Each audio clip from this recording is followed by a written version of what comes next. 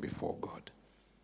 A nation is a people group with common identities and common destiny. I will repeat that. What is a nation before God? In political science, a nation is a country under one jurisdiction, under one government, under one economy. But in the Bible, a nation is a people group with common identity and common destiny. Now let me first talk about identity. The word nations appears for the first time in the scriptures in the book of Genesis chapter 10. That's the first time the Bible uses the word nations. And it uses them to refer to the descendants of Noah after the floods. Noah had 3 sons, Shem, Japheth, and Ham. And each of them went out there and had descendants, and each of their descendants had descendants, and each of them became a nation. If you read Genesis chapter 10, and you'll find this verse 5, verse 20, verse 30. They are summaries of what a nation is. And then verse 32 says, out of these, all the nations of the world spread out after the flood.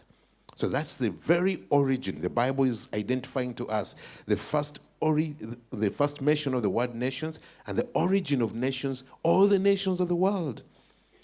Verse 32 says, all the nations spread out across the world after the floods. So, what are the identities? There are many identities. If you really go into a deep study of what nations are, you could come up with as many as 20 identities that you could use to identify a nation. But the 3 most important that are respected throughout the Bible are mentioned in that chapter 10. The first one is language. A people of the same language are a nation before God. And something will always draw them together. I always tell people, if you are traveling in an airport and you are in another country which is not your own, you don't expect anybody to know you there, and you are walking, maybe you're a bit late, the plane, you are trying to hurry to your flight, and as you are walking, you hear somebody speak your language. I tell you, you are going to pause and say, did you hear that? Especially if you are in a country where you don't expect your language to be spoken. If you're in Uganda and then you hear your language there, you're going to stop and you're going to look around. Who is that speaking that language?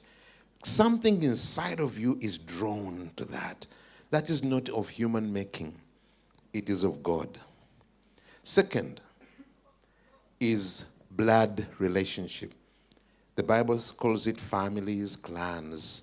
It is all about ethnicity, ethnic group.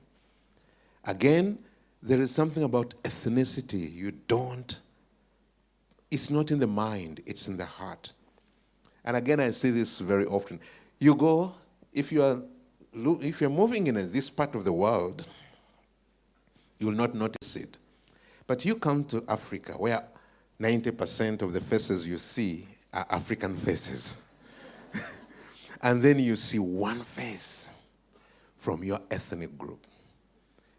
You don't know that person, but you'll find yourself wanting to say hi.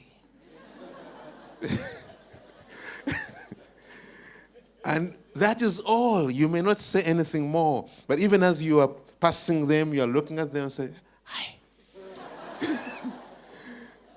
It's not, you are no conversation, nothing. But something is saying, I recognize you. And it's not that you're being racist.